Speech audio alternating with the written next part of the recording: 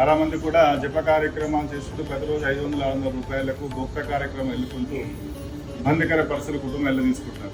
ప్రతిరోజు 600 రూపాయలు వేసుకున్నా కూడా వారికి దాదాపు ఒక నెలకి ఒక 12,000 రూపాయల కన్నా ఎక్కువ రావట్లేదు. ప్రతిరోజు కూడా కార్యక్రమాలు కూడా ఉండవు. అది మనం పెట్టే ఇంటి కిరాయికి వెళ్ళిపోతుంది. మన కుటుంబం వెళ్ళడం కూడా ఇబ్బందికర పరిస్థితి ఉంది. అలాంటి అర్చకుల ఎదుగుదల కూడా చాలా ఇబ్బందికరంగా ఉన్నది. దానివల్ల మన సాంప్రదాయ విధానాలు పాటించకుండా మనకి ఇబ్బంది కలుగుతుంది.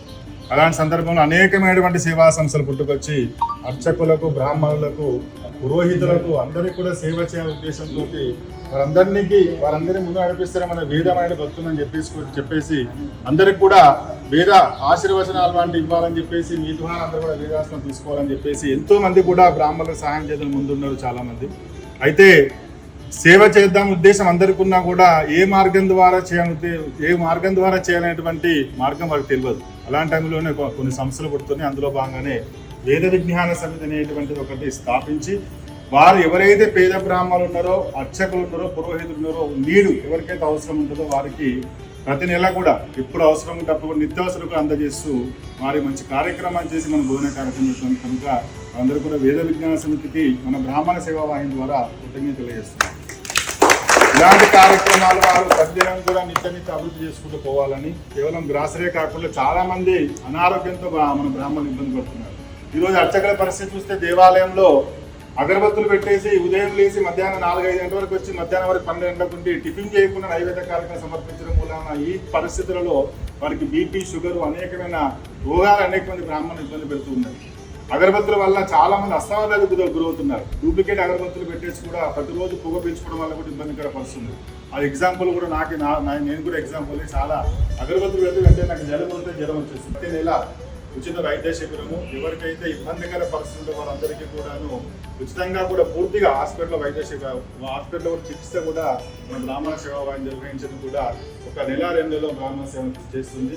మీ అందరూ సహకారం కూడా ఉండాలి. మీరు అందరూ కూడా బ్రాహ్మణ సేవాని సంస్థలకు కానీ ఇలాంటి వేద విజ్ఞాన సంస్థకు మనం అందరూ సహకారం అందించి వారికి మంచి ఆశీర్వాదం అందజేసినటువంటి పెద్దవారు అందరూ కూడా మన ప్రభాకర్ గారు, విఠల్ గారు, భరద్వాజ్ గారు ఒక మంచి కార్యక్రమాన్ని బ్రాహ్మణ సేవ చేసిన మంచి కార్యక్రమం ముందుకు తీసుకొచ్చి కార్యక్రమం చేసినాక మనందరూ సహకారం ఇవ్వాలి.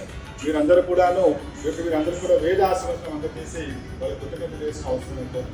మీరు కూడా ఏమైనా అవసరం ఉంటే కూడా మా బ్రాహ్మణ సేవానికి కానీ వేద విజ్ఞాసంగా సంప్రదిస్తే వారికి తోచిన సహాయం ఏది ఇబ్బందికరం ఉంటే వారు తోచిన సహాయం అందజేస్తూ ఉంటారు. అందరూ కూడా వారి కృతజ్ఞత తెలియజేసుకుంటూ కార్యక్రమం ప్రారంభిస్తారు.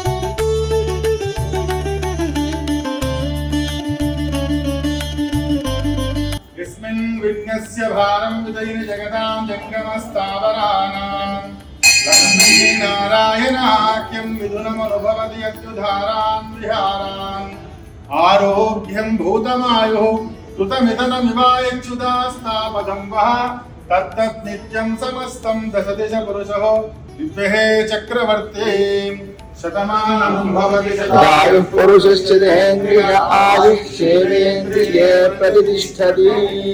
శ్రీ జయగిరి లక్ష్మీ నరసింహస్వామి స్థితిత్వ అనుగ్రహఫల సిద్ధిరస్తు తథాస్తు. ఆరోగ్యాభివృద్ధిరస్తు తథాస్తు. విద్యాప్రాప్తిరస్తు తథాస్తు.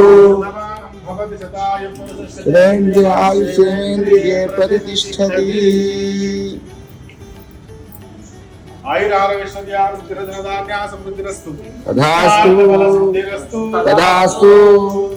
వేద విజ్ఞాన సమితి వారు ఈ విధంగానే బ్రాహ్మణులకు సేవా కార్యక్రమాలు చేస్తూ వారి ఆశీర్వాదం ఎల్లప్పుడూ పొందాలని కోరుకుంటూ